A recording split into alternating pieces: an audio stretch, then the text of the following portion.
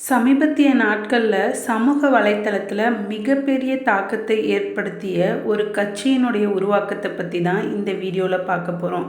அப்படி என்ன கட்சியை உருவாக்குனாங்க, அது எந்த மாதிரியான தாக்கத்தை சமூக வலைத்தளத்தில் ஏற்படுத்துச்சு அப்படின்னு பார்த்தோன்னா, அது வேறு ஒன்றும் கிடையாது, சிஜேபி. அப்போது சிஜேபின்னா என்னன்னு கேட்குறீங்களா? சிஜேபி அப்படிங்கிறது காக்ரோச் ஜனதா பார்ட்டி, அதாவது கரப்பாம்பூச்சி ஜனதா கட்சி அப்படிங்கிறது தான் இந்த சிஜேபியுடைய முழு அர்த்தம். எதுக்கு இந்த கட்சியை திடீர்னு தொடங்கினாங்க, இந்த கட்சிக்கு எதுக்கு இளைஞர்கள் இவ்வளோ ஆதரவு கொடுத்துட்ருக்காங்க அப்படின்னு பார்த்தோன்னா, 2026 மே மாதத்தில் நீதிமன்ற விசாரணை அப்போது இந்திய தலைமை நீதிபதியாக இருக்கக்கூடிய சூர்யகாந்த் அப்படிங்கிறவர் என்ன பண்ணார்னா, போலி பட்டங்களை பயன்படுத்தி சட்டத்துறைக்கு நுழையிறவங்களையும் சமூக வலைத்தளங்களில் எப்பயுமே ஆக்டிவாக இருக்க சில வேலையற்ற இளைஞர்களையும் காக்ரோச்சுனும் பேரசைட்ஸுனும் ஒப்பிட்டு பேசியிருக்காரு.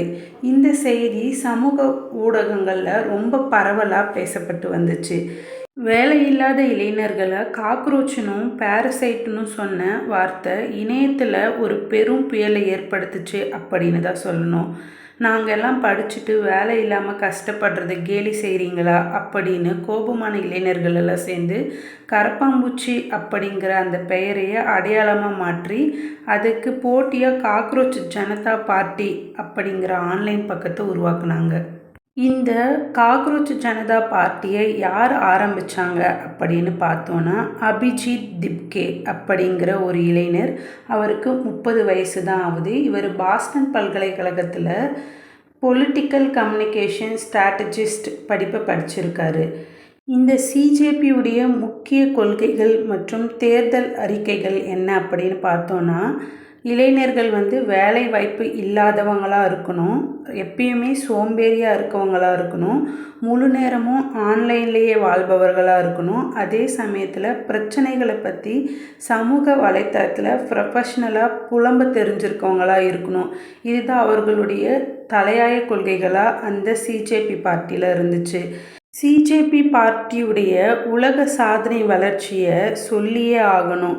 இந்த பக்கம் உருவாக்கப்பட்டு கிட்டத்தட்ட ஒரே வாரத்துக்குள்ளே 2 கோடி ஃபாலோவர்ஸை இந்தியாவில் பெற்று ஸ்தம்பிக்க வச்சிருச்சு அப்படின்னு தான் சொல்லணும். ஆளுங்கட்சியாக இருக்கக்கூடிய பாரதிய ஜனதா கட்சி கூட இந்த அளவு ஃபாலோவர்ஸை வச்சு இல்லை அப்படிங்கிற விமர்சனங்களும் பரவிட்டு இருந்துச்சு. இப்போது இந்த கட்சியினுடைய தற்போதைய நிலை என்ன அப்படின்னு பார்த்தோன்னா, மே 21, 2026 அன்னைக்கு சிஜேபியுடைய அதிகாரப்பூர்வ எக்ஸ் கணக்கு இந்தியாவில் முடக்கப்பட்டுச்சு. மே 22 அன்னைக்கு இதை உருவாக்கின நிறுவனரான அபிஜித்தின் தனிப்பட்ட இன்ஸ்டாகிராமும் சிஜேபி பக்கங்களும் ஹேக் செய்யப்பட்டு முடக்கப்பட்டதாக அவர் அறிவிச்சிருந்தார்.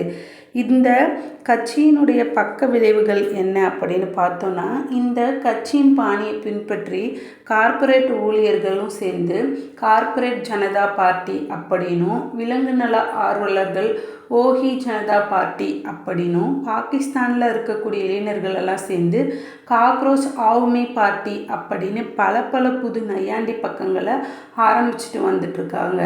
சுருக்கமாக சொல்லப்போனால், நாட்டில் இருக்கக்கூடிய வேலை வாய்ப்பின்மையும் இளைஞர்களின் மீதான அதிகார வர்க்கத்தின் விமர்சனத்துக்கு எதிராக இன்றைய ஜென்சி இளைஞர்கள் மீம்கள் மற்றும் நையாண்டி மூலயமா காட்டிய ஒரு பிரம்மாண்டமான டிஜிட்டல் புரட்சியை இந்த சிஜேபி அப்படின்னு சொல்லலாம். சிஜேபியுடைய உங்களுடைய கருத்து என்ன அப்படிங்கிறத மறக்காமல் கமெண்ட் பாக்ஸில் பதிவு பண்ணுங்கள். சிஜேபி கட்சி உருவாக்கப்பட்டதுக்கு பின்னணியில் இருக்கக்கூடிய தலைமை நீதிபதி தற்போது என்ன சொல்லியிருக்காரு அப்படின்னா, தன்னுடைய கருத்து தவறாக புரிந்து கொள்ளப்பட்டது அப்படின்னும், போலி பட்டங்களை வாங்குறவங்களை மட்டுமே நான் அப்படி குறிப்பிட்டு சொன்னேன் அப்படின்னும் அவர் தரப்புலேருந்து விளக்கத்தை அளிச்சிருக்காரு. அவருடைய இந்த கருத்தை பற்றி உங்களுடைய கருத்து என்ன அப்படிங்கிறத மறக்காமல் கமெண்ட் பாக்ஸில் பதிவு பண்ணுங்கள். அடுத்த ஒரு அப்டேட்டோடு உங்களை சந்திக்கிறேன். அதுவரை உங்களிடமிருந்து விடைபெறுவது RSV Rockers YouTube channel. Tata by.